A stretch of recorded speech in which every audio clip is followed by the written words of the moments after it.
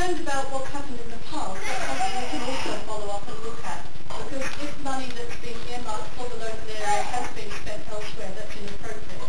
But moving forward, that would be precisely the sort of thing I hope we could arrange in a local community council, where local people could really see that the money was being spent appropriately.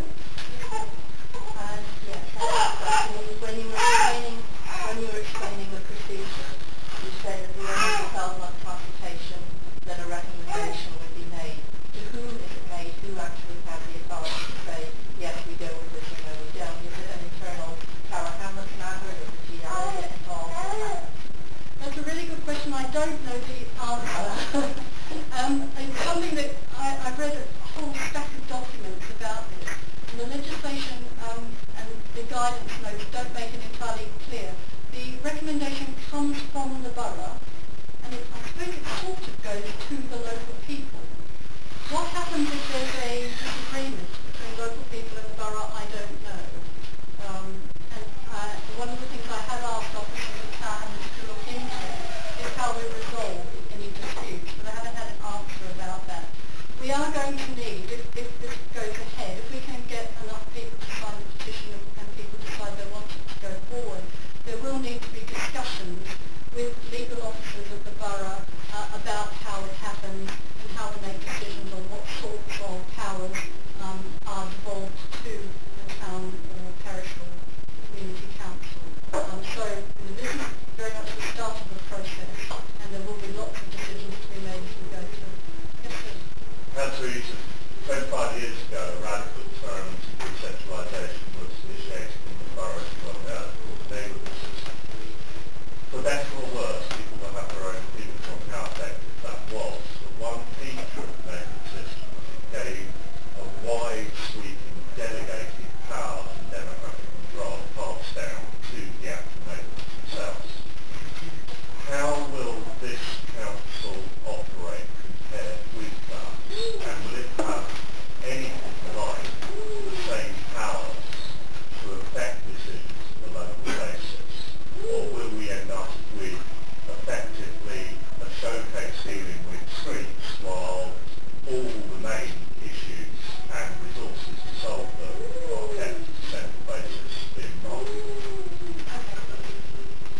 The only answer I can really give to that is that I've had a look at various different types of parish councils that are operating around England and Wales, some in urban areas and some in rural areas, and they're all different. Some of them have very small numbers of people, 450 people, some of them have tens of thousands of people. And I think it's down to each and every one of them to make decisions about what they want to do, how much power they want to have, how much involvement they want to have. And of course that has some knock-on effects on things like, do they need administration, do they need premises, what kind of offices do they have, what kind of precepts do they charge. So all of those decisions are ones for local people. I would say, if I was in the position of thinking about what I personally would want, I would think anything that I was happy with at Mulberry Place, leave with them. Because let them do it. If we're already satisfied that they're doing a good enough job, why take it on to essentially a group of volunteers who are giving up their own time and effort? But if there are things that you think, as local residents, you can do better, they're the sorts of responsibilities and powers that you should bring in yourself. Now that may be different. It may be here that there's a concern about antisocial behaviour, and in another part of the borough they're more interested in parks and gardens. I don't know.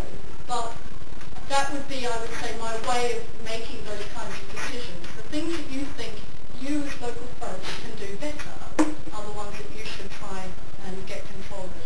Can I ask a follow-up, which is, how will local councils then be keen or not with the current council system? We'll answer that one later on, we'll come to that later on. There will inevitably, in any setup, have to be a huge amount of partnership working. This isn't going to be the independent Republic of Wapping, as much as some people might want to. So there will be partnership working. There will be some aspects of community life that it may be better to keep centralised. And so perhaps your local councils will spend more time on that. But actually they'll be engaged in working locally as they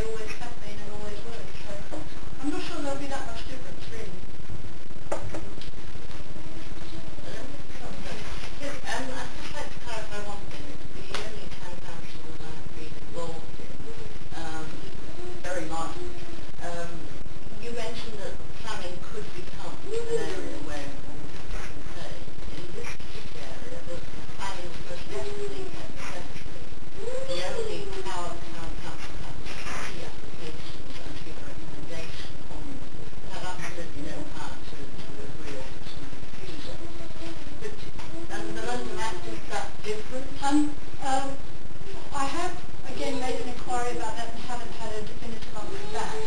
But even if it's the case that the actual planning decision's not made, I think the power of a community council, a town council, is that as a group of residents, you'll be able to make your opinion known. At present, as you probably know, there'll be a group of residents who live around the planning application site who'll be consulted, and as individuals they can go and make a presentation to the planning committee. However, if as a community council you have a particular view on something that's either really good or really bad, I think the strength of having the whole community council saying that to the planning committee, even if